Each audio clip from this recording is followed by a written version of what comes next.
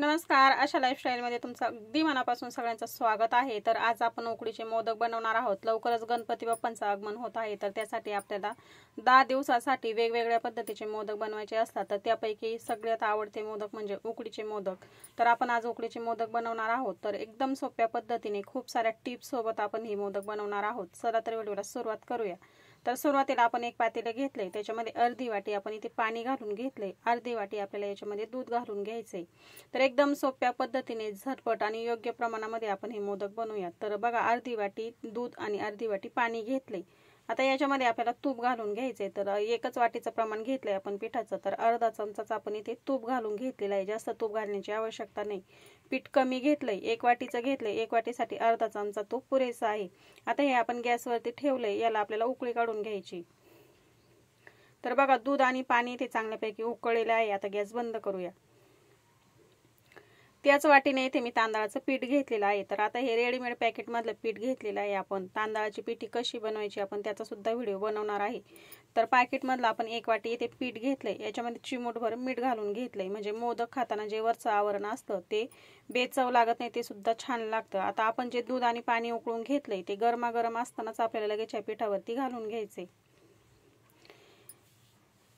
चमच्याने अशा पद्धतीने सुरुवातीला एकत्र करून घेऊया। खूप गरम आहे, तर चमच्याने एकत्र करून घेतल्यानंतर व्यवस्थित असं हे आपण दूध आणि पाणी जे घालून घेतलंय ते चमच्याने व्यवस्थित असं याच्यामध्ये पीठ एकत्र करून घ्यायचे। तर बघा, एकत्र करून झालं की आपण आता याच्यावरती लगेच झाकण ठेवूया। उकड काढण्याची ही पद्धत एकदम सोपी आहे, झटपट होते, जास्त वेळ सुद्धा लागत नाही। तर बघा, मी इथे 8 ते 9 मिनिटांसाठी याच्यावरती असं झाकण ठेवलं होतं। हे पीठ हलकंसं कोमट आहे, आता हे आपल्याला मळून घ्यायचे।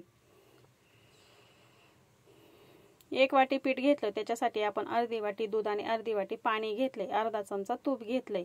तर एकदम योग्य प्रमाणामध्ये आपण याच्यामध्ये पाणी आणि दूध घालून घेतले। दूध घातल्याने मोदक पांढरे शुभ्र तयार होतात। तर आता आपल्याला थंड पाण्यामध्ये आणि तूप घ्यायचं एक वाटीमध्ये, तुपामध्ये पाण्यामध्ये असं हात बुडून हे पीठ चांगलं मळून घेतलेलं आहे। तुम्ही बघू शकता, चांगलं चिंबून घ्यायचंय, म्हणजे मोदक आपले खूप छान असे होतात आणि अजिबात फुटत नाही। तर आपण एक पारी हातावरती घेऊन बघितली तर याला अजिबात तुम्ही बघू शकता चेहरा पडत नाही। पीठ आपलं मस्तपैकी मळून झालेलं आहे।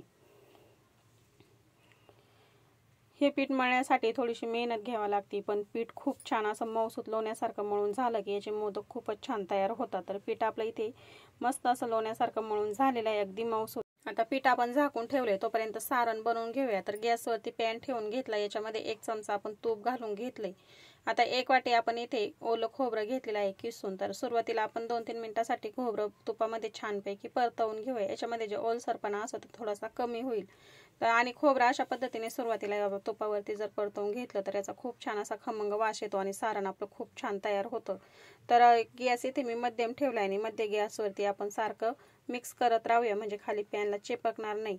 तर गॅस आता मी पुन्हा कमी केलेला आहे। खोबरं आपलं छानपैकी ते परतवून झालेलं आहे। त्याच वाटीने इथे अर्धी वाटी मी गुळ किसून घेतलेला आहे। तर किसून घ्या, किंवा तुम्ही असा अगदी बारीक सुद्धा चिरू शकता। तर इथे मी किसून घेतलेला आहे। आता खोबऱ्यामध्ये हा गुळ आपण एकत्र करून घेऊया। आणि तुम्हाला जर अजून थोडं गोड हवं असेल तर तुम्ही याच्यामध्ये अजून 1-2 चमचे गुळ घालू शकता। आता गुळ आणि खोबरं छानपैकी एकत्र करून घ्यायचंय। गॅस इथे आपल्याला मध्यम ठेवायचा आहे। मध्यम गॅसवरती हे सारखं एकत्र करत राहायचंय। हे सारणाचा अंश जर कढईला चिकटलं किंवा सारण जर आपलं कढईला जर चिकटलं तर ते लगेच करपले जातं, कारण आपण याच्यामध्ये गुळ घालून घेतलेला आहे आणि मग सारणाची चव बिघडू शकते। तर त्यासाठी सारखं आपल्याला हे एकत्र करत राहायचंय, हलवत राहायचंय। आणि एकत्र करून घेत असताना तुम्ही बघू शकता सारण आपलं इथे पुन्हा पातळ झालेलं आहे, गुळ याच्यामध्ये विरघळलेला आहे। आता सारण बनवून घेण्यासाठी आपल्याला 7 ते 8 मिनिटं लागतात, कारण की आपल्याला हे चांगलं कोरडं करून घ्यायचंय, म्हणजे मोदकमध्ये भरल्यानंतर मोदक अजिबात फाटत नाही आणि व्यवस्थित असं हे सारण भरता येतं। तर तुम्ही बघू शकता सारण इथे आपले मस्त असं कोरडं झालेलं आहे। 7 ते 8 मिनिटं लागलेली आहे आपल्याला हे सारण बनवून घेण्यासाठी। तर तुम्हाला जर वाटलं आपलं सारण जर पातळ झालंय तर त्याच्यामध्ये तुम्ही तांदळाची पिठी 1 चमचाभर घालू शकता। सारण लगेच कोरडं होतं। आणि कधी कधी काय होतं की सारण आपण जर जास्त वेळ शिजवलं किंवा जास्त वेळ परतवून घेतलं तर ते खूप कडक होतं। तर त्यासाठी काय करायचंय, सारण आपल्याला पुन्हा पॅन मध्ये घालायचंय आणि त्याच्यावरती पाण्याचा थोडासा शिपका द्यायचा आहे आणि एकत्र करून घ्यायचंय 1 मिनिटासाठी। मस्त सारण तयार होतं, पुन्हा कोरडं होतं। तर आता बघा, या सारणामध्ये इथे मी विलायची पावडर घालून घेतली आणि याच्यावरती मी जायफळ घालून घेतले। तुम्हाला जर आवडत असेल तर 1 चमचा भाजलेली खसखस सुद्धा तुम्ही याच्यामध्ये घालू शकता। आता गॅस आपण बंद करूया। मस्त कोरडं असं सारण आपलं तयार झालंय। तर एक वाटीमध्ये इथे मी सारण काढून घेतलं आहे। पीठ सुद्धा छान असं आपल्या इथे भिजलेलं आहे। आता चाळणीवरती आपण तूप चोळून घेऊया। तुम्ही केळीच्या पानावरती सुद्धा हे मोदक बनवू शकता। केळीच्या पानाचा खूप छान असा सुवास जो आहे तो मोदकामध्ये उतरतो आणि खूप छान लागतात। तर आज केळीचं पान नाही तर आपण चाळणीवरती तूप चोळून घेतले आणि प्रत्येकाच्या घरामध्ये केळीचं पान नसतं तर आपण इथे चाळणीमध्येच उकडून घेणार आहोत मोदक। तर आता इथे मी मोदक साचा घेतलाय, त्याच्यावरती तूप चोळून घेतलेलं आहे। पिठाचा आपण लिंबाच्या आकारा एवढा गोळा काढून घेतलाय। हातावरती तूप लावून घ्यायचं थोडंसं आणि व्यवस्थित असा लांबकोळ्या आकारामध्ये आपण हा गोळा मळून घेतलेला आहे पुन्हा हातावरती। आता साच्यामध्ये अशा पद्धतीने पीठ घालून घ्यायचं आणि बोटाने व्यवस्थित असं चहू बाजूने आपल्याला एकसारखं हे पीठ दाबून घ्यायचे।